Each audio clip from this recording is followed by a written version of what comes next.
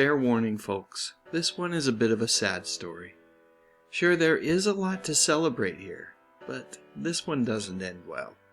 So if you are a channel subscriber, you know that I am a big fan of the ABC TV sitcom that aired in the late 70s titled What's Happening. Loosely based on the movie Cooley High, the show centered on the lives of three friends, Raj, Dwayne, and Rerun, along with Raj's family, a smart alecky little sister named Dee, as well as his mother Mabel. I've talked at length about Dee, or better stated the actress who played Dee, Danielle Spencer, in another video. And I've got to say that lady is truly inspiring. Despite significant adversity, Danielle has been a force for good throughout her life. I'll provide a link to that video at the end of this one in case you're interested in checking it out. In the same video, I also talk about my love for a couple of episodes of What's Happening where the Doobie Brothers make a guest appearance. Those were such fun episodes with some really great music. If you're a fan of the Doobies the way that I am, you've probably already seen these episodes. But if for some reason you haven't, well, buy them, rent them, do whatever you have to do to watch them as soon as you can. Alright, let's get to the topic at hand. The life of one Mabel King. It was truly a triumphant life. But like I said, it's also a tragic one, that is for sure. If you ask me, Mabel's greatest triumph was indeed the 2 seasons that she starred in What's Happening. On that show, Mabel played a hard-working and wise mother dedicated to her children. These days, it seems like parents are often depicted as buffoons on sitcoms. In an attempt to pander to today's youth, adult characters are often seen as less smart, less wise than the children that they're raising. Thankfully, this was not the case in the 70s, and it certainly wasn't the case with What's Happening, where Mabel was frequently the voice of reason, steering her children in the right direction, helping them make good choices. And Mabel helped her children choose the right for 2 full seasons. But then something happened. Because as the show went on, Mabel became increasingly frustrated with the direction, or lack thereof, that her character was taking. Why did Mabel have to be a single parent? She wanted to know why Mabel couldn't find a partner to help raise Dee and Raj. Why couldn't the show present a more positive example for its television audience? In the end, it all became too frustrating for Mabel, and she chose to leave the show. I think Mabel was confidently able to make that decision because What's Happening wasn't her first taste of fame and fortune. During the 50s and 60s, Mabel had made a name for herself as a singer and a songwriter. It was only in the 70s that she had decided to add acting to her list of talents. If you're interested in listening to some of Mabel's music, a simple YouTube search will provide you with plenty of songs to enjoy. After leaving What's Happening, Mabel made a couple of big screen appearances that are particularly memorable for me, the first being a return to the character Eveline that she made famous on Broadway in the movie version of The Wiz. Her song Don't Nobody Bring Me No Bad News is definitely one of the highlights of that film.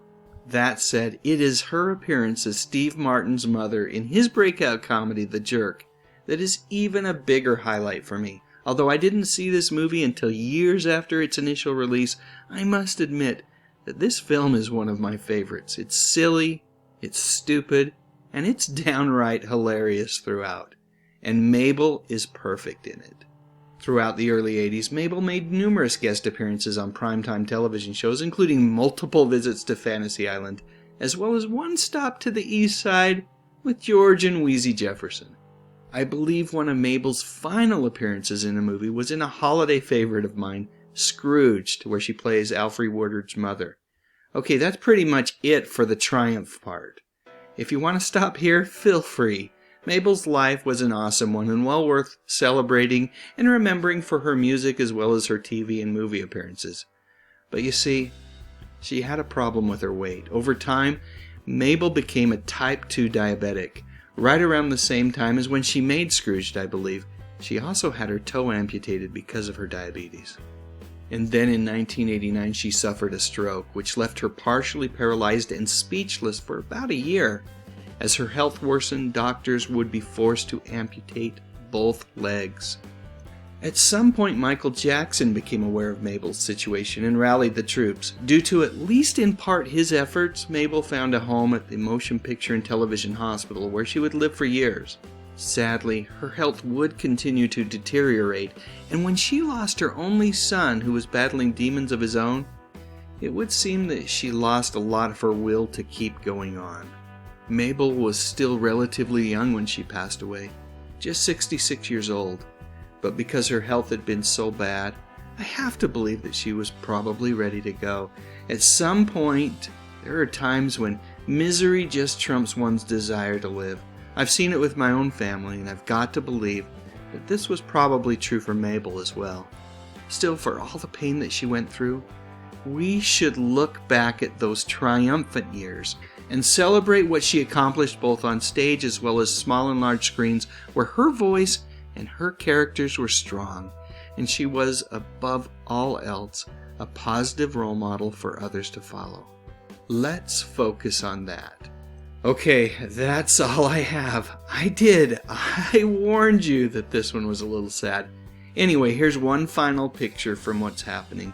It looks to me like Dee might be getting a little bit of her own medicine. Well done, Mabel. You don't have to take it from that smart aleck. Alright, you know the drill.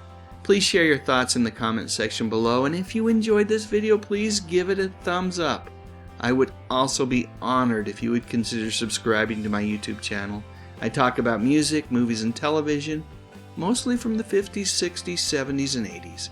You know, the good stuff. But most importantly, and as always, thank you so much for watching.